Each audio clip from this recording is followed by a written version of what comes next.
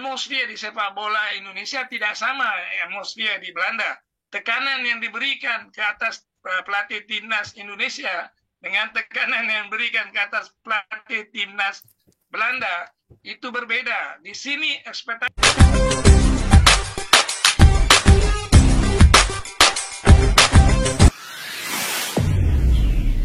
Assalamualaikum dan salam persaudaraan. Selamat bertemu kembali di channel Askalani Studio, guys. Oke, kita direct to the point. Masih lagi ramai yang tidak percaya, masih yang ramai terkaget, ataupun masih ramai terkejut dengan apa yang telah berlaku. Pemecatan STY selaku ketua pelatih timnas Indonesia. Jadi ramai yang tertanya-tanya dan ada yang, kalau saya baca komentar, ramai yang sedih lah dengan keadaan ini. Tapi guys, kita kena berfikiran secara positif juga. Apa yang dilakukan oleh PSSI ini, dia adalah satu proses yang memerlukan masa untuk kita menghadam setiap gerak-geri ataupun apa yang dilakukan oleh PSSI ataupun Bapak Erick Thohir. Karena dia lebih mengetahui, lebih memahami situasi dan keadaan yang berlaku. Dan ini tidak mengurangkan sedikit pun kekuatan atau kepercayaan kita dengan Sinteyong, ya. Karena prestasi Sinteyong sejak dia mengambil alih timnas Indonesia di tahun 2020 sampailah sekarang ini sangat-sangat baik. Sangat-sangat baik. Kalau kita imbas sedikitlah sejarah-sejarah timnas Indonesia ini, yang mana dibawa oleh Sinteyong, telah lolos ke tiga peringkat umur 17, 20, 23 dan juga senior ke Piala Asia, ke putaran akhir Piala Asia itu. Kemudian di runner up Piala AFF tahun 2020, medali perunggu SEA Games 2021, runner up Piala Asia U23, babak 16 besar Piala Asia 2023, kemudian fase grup Piala Asia 2023, semifinal Piala Asia U23 2024, lolos ke Piala Asia 2027 dan lolos ke putaran ketiga kualifikasi Piala Dunia yang sekarang ini 2026, Piala Dunia 2026 nanti. Jadi Indonesia pada saat ini juga dalam ranking FIFA-nya berhasil menempati di peringkat 127 FIFA. Nah, itu yang terkini lah. Dan banyak lagi sebenarnya apa yang telah dilakukan oleh Sinteyong. Walaupun dia tidak membawa sebarang piala, tetapi dari segi proses untuk Indonesia itu berkembang dengan maju, berkembang baik, itu sangat positif di bawah kendali kepala pelatih Sinteyong. Oke, ini yang saya ingin reaksi pada hari ini. Justin nangis, kok jadi gini? Satu persatu pemain angkat bicara, isu STY gemparkan semua. Oh, ini yang kita nonton dulu guys, apa yang ada dalam video ini. Nanti di akhir video saya akan memberi sedikit ulasan terkait dengan apa yang ada dalam video ini. Oke, tanpa berbasa-basi yuk kita simak video ini. Sampai kapanpun PSSI emang gak akan pernah lepas dari yang namanya huru-hara. Yap, ini memang benar. Mau siapapun ketuanya, yang jelas PSSI dan masalah adalah dua hal yang seolah gak pernah bisa dipisahkan. Sejenak kita berpikir kalau di bawah Erick Thohir semuanya akan adem ayem. Tapi ternyata di luar dari segala hal luar biasa yang beliau lakukan, nyatanya juga sama aja nggak bisa lepas dari yang namanya intrik. Karena apa? Ya karena orang-orang di belakang layar itulah yang sejatinya bikin situasinya keruh. Tentu saja isu soal Sinteyong yang sejak kemarin atau bahkan sejak Piala AFF emang udah digaungkan. Namun makin kesini arahnya makin liar. Hal yang kemudian membuat para pemain pun pastinya merasa tak nyaman, sebab bagaimanapun Indonesia akan memasuki masa krusial di round 3. Jika semua yang dibangun pada akhirnya hanya akan berakhir sia-sia, ya udah siap-siap aja kembali ke era kemunduran.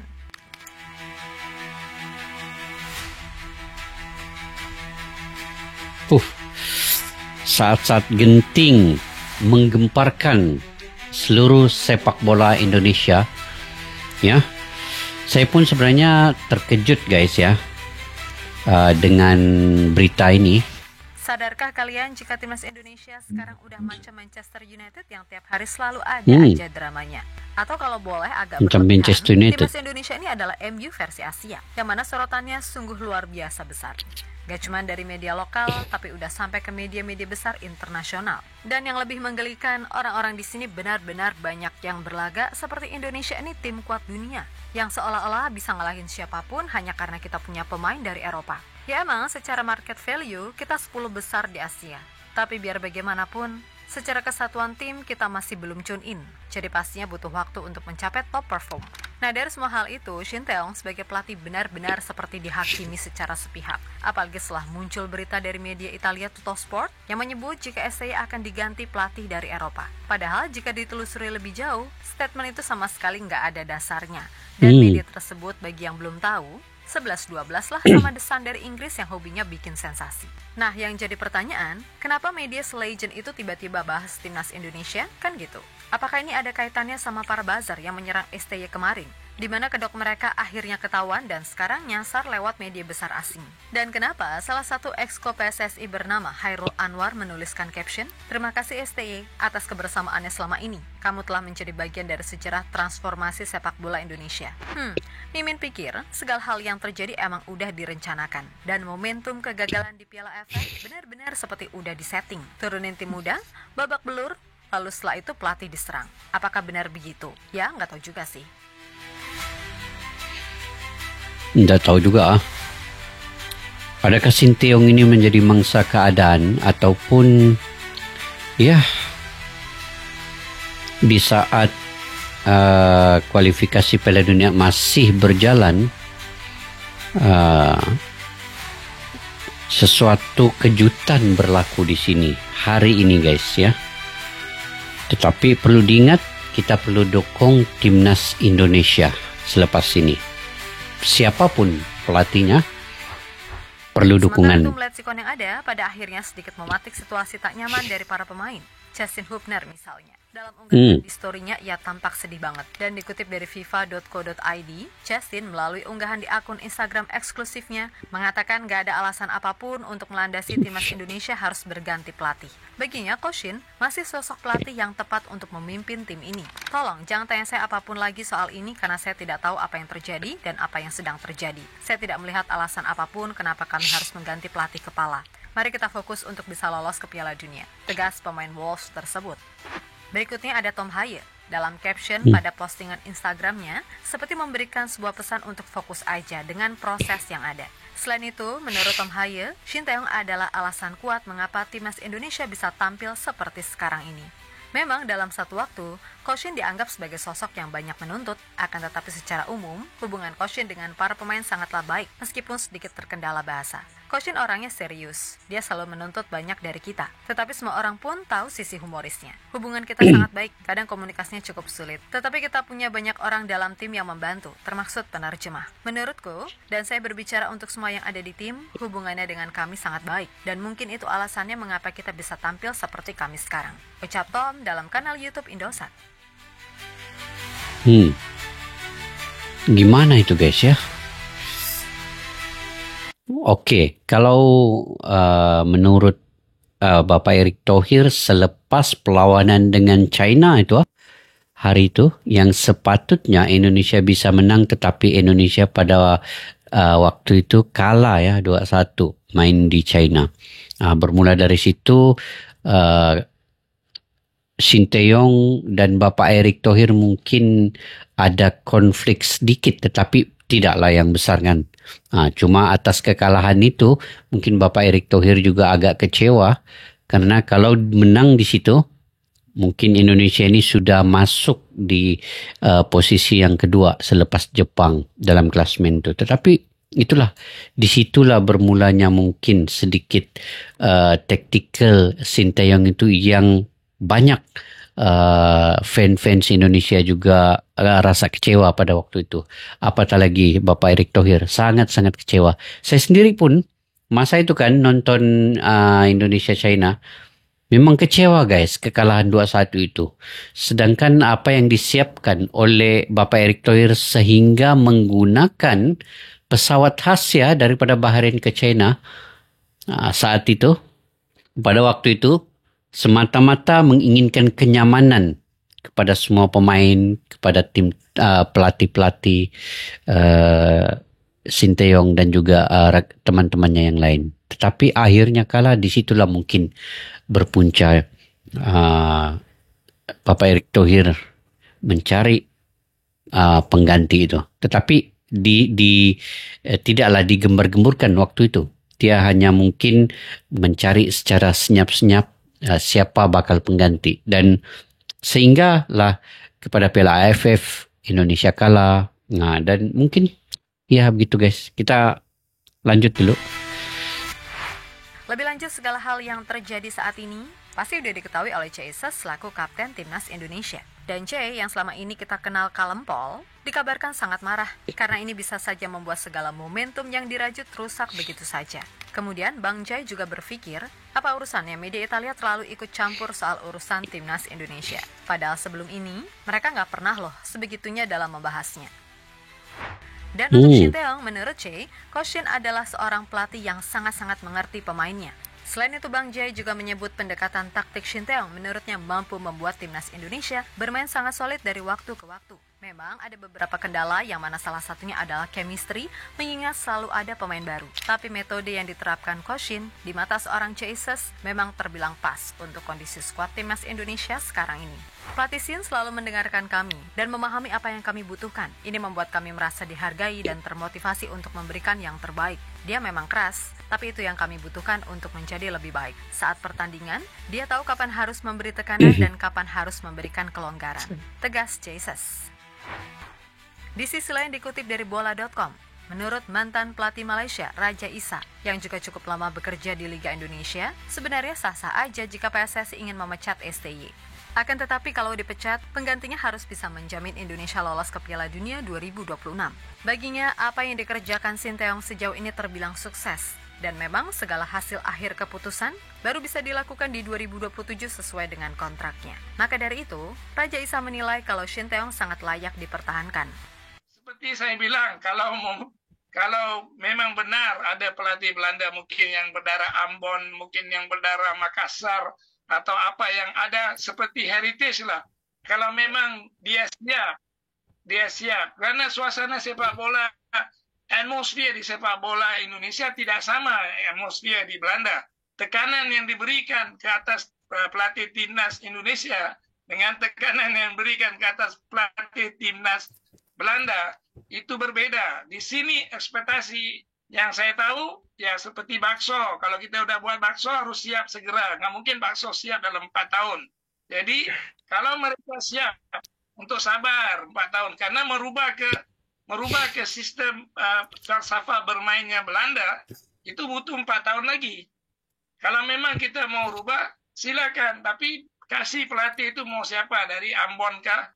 Kaptennya Belanda siapa nama juga berminat. Oke, ambil orang Belanda, ambil yang punya koneksi sama Indonesia, tapi kasih 4 tahun. Kasih 4 tahun. Dalam sejarah Indonesia ini salah satu pelatih yang paling lama servis. 4, nak masuk 5, nak masuk 6. Yang lain dari Rama Darmawan, Jackson Tiago, yang lokal-lokal lah, itu semua nggak tahan. Jadi, itu paling tahan. Jadi kalau mau berubah, ya harus Belanda semua. Pemain harus duduk di Belanda, TC harus di Belanda, itu benar-benar untuk menguasai. Yap, terlepas dari apapun, pokoknya Mimin Raja Isa ini yang ya. terbaik untuk Timnas Indonesia. Dan kalau boleh Mimin bertanya, ada apa sebenarnya? Apa urgensinya dari proyek ini? Apa sebabnya Sinteyong ingin dikeluarkan? Apakah karena dia bukan legacy PSSI saat ini? Yang mana kita tahu kalau Coach Shin adalah warisan dari era Pak Iwan Bule. Ataukah karena sinar STI yang terlalu terang sehingga meredupkan objek yang lainnya? Siapa sih yang sebenarnya ingin kalian puaskan, wahai semua anggota PSSI? Wabil khusus para exco yang terhormat. Tentu saja kami butuh penjelasan dan kami butuh jawaban yang bisa diterima dengan logika. Kalau soal Coach Shin yang dianggap miskin taktik karena sudah diperkuat banyak pemain diaspora, tapi harus kalah dari China yang ketika itu sedang terpuruk, tentu kita nggak bisa menilai hanya dari satu kekalahan itu. Toh kekalahan di Qingdao memang betul kesalahan Coach Shin, tapi kemenangan melawan Arab Saudi adalah bukti penebus dosa beliau dan membuat mimpi ke Piala Dunia terus terjaga. Ingat, kita kalah sebagai tim dan kita menang juga sebagai tim. Terus apa lagi? Bahasa. Banyak yang bilang Coach Shin nggak bisa bahasa Inggris ataupun Indonesia, sehingga butuh pelatih dari Eropa yang bahasa Inggrisnya lancar biar komunikasi dengan pemain nggak ribet. Coba deh, inget-inget lagi. Dalam kurang lebih 20 tahun terakhir, ada berapa pelatih timnas Indonesia yang sangat jago bahasa Inggris dan Luis Indonesia, tapi Milla. ujung-ujungnya nggak awet juga. Malah ada yang baru menjabat 1 tahun udah dipecat, dan hanya ada yang menjabat beberapa bulan aja udah didepak. Dan kalau Coach Shin dipecat, apakah penggantinya bisa menjamin hasil yang lebih baik? Kalau ditanya begini, pasti kalian orang-orang terhormat akan menjawab, berikan kami kepercayaan, kami pasti berikan yang terbaik. Alah basi. Udah berapa kali sih kalian membuat kami semua fans timnas Indonesia kecewa? Dan sudah berapa tahun lamanya kami semua fans timnas menunggu untuk bisa sampai di posisi sekarang ini? Memang Mimin pribadi sepakat kalau Coach Shin nggak akan selamanya melatih timnas Indonesia. Karena people come and go itu biasa, dan gak ada yang di timnas selamanya. Tapi memecat STY di situasi yang sekarang rasanya gak pas. Ingat kita masih punya 4 laga sisa yang penting. Hanya karena nafsu dan ambisi yang menggebu, jangan sampai segala hal yang udah dibangun hancur gitu aja. Apalagi sama dedengkot yang orang-orangnya ya dari dulu itu aja. Dan pesan nih buat Pak Erik, hati-hati ya Pak dalam mengambil keputusan. Sebab bagaimanapun keputusan yang Bapak ambil hari ini akan menentukan elektabilitas Bapak di masa depan. Jikalau memang akan ada pelatih baru, lantas dia akan gagal mengantarkan Indonesia mencapai target lolos ke Piala Dunia atau ke round 4? Atau lebih buruknya, PSSI bisa kembali ke setelan awal seperti apa yang pernah diskenariokan? Mimin berani jamin elektabilitas Bapak akan menurun drastis. Karena tahu sendiri, fans timnas kayak gimana. Maka dari itu, semoga aja Pak Erik bisa berpikir matang dan gak terpengaruh sama ini itu, tetap menjadi ketum PSSI yang selama ini tegas dan komit dengan apa yang udah disepakati. Dan untuk fans timnas, ya berdoa aja, apapun yang terjadi kita harus tetap bersatu, oke? Kita Tetap Garuda bersatu. Oke guys, semua ini ada pro dan kontranya sebenarnya. Karena dari segi pro-nya, fans-fans yang masih menginginkan ST kekal sehingga habis kualifikasi, sehingga tamat kualifikasi Piala Dunia 2026, sama ada Indonesia ini lolos ataupun tidak. Jadi mungkin mereka ingin ST itu diberikan kesempatan memimpin Indonesia di 4 laga terakhir. Itu dari segi keinginan fans sebenarnya. Karena ini bukanlah masa yang tepat dan sesuai untuk memecat STY. Itu fans dari satu sisi. Dari sisi yang lain pula, Bapak Erick Thohir menginginkan, seperti yang dia katakan dalam press conference beliau ya, biar kita ambil risiko daripada kita menyesal kemudian. Itu kata-kata Bapak Erick Thohir. Mungkin juga ya, mungkin juga ini saya punya pandangan sendirilah. Mungkin dia melihat situasi dan keadaan Indonesia ini perlu ada pergantian sebelum Indonesia ini gagal di peringkat 4 laga ini. Jadi kalaupun ada pelatih baru, ini pun yang belum tentu akan meloloskan Indonesia ke Piala Dunia. Tetapi sebenarnya itulah risikonya tadi. Kalau gagal dengan pelatih baru, biar gagal dengan pelatih baru ini tetapi tidak gagal dengan pelatih ST yang sekarang ini.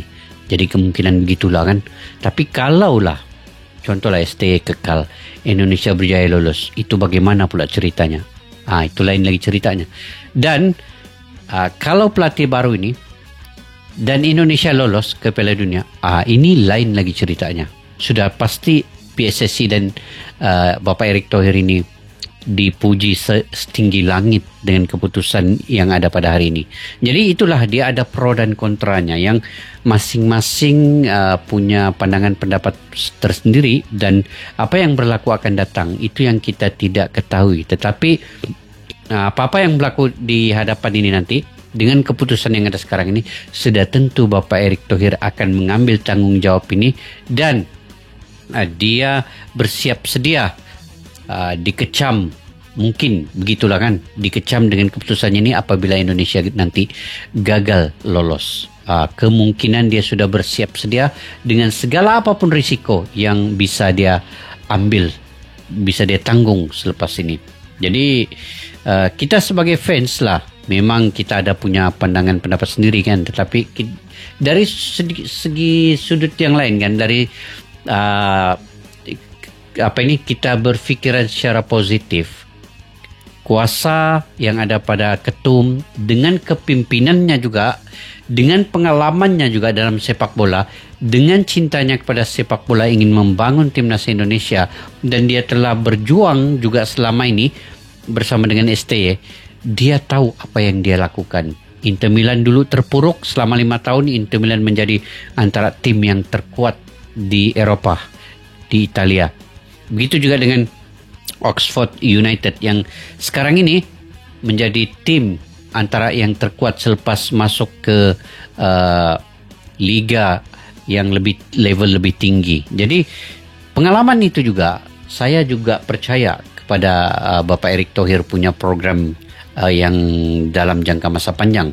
Cuma sekarang ini keputusan yang diambil ini bagi fans Indonesia tidak tepat pada masanya. Itu sejak dari segi konflik yang itu tadi. Tapi kalau kita melihat secara positifnya pula, apabila penggantian ini sudah berlaku dan Indonesia itu lolos, sudah tentu PSSI akan disanjung juga selepas ini. Jadi pro dan kontra itu biasa dalam mana-mana pertimbangan membuat keputusan. Yang pentingnya kelibat Bapak Erick Thohir dalam PSSI ini juga telah membuka mata dunia bahwa Indonesia ini juga antara negara yang paling cepat perkembangan sepak bolanya.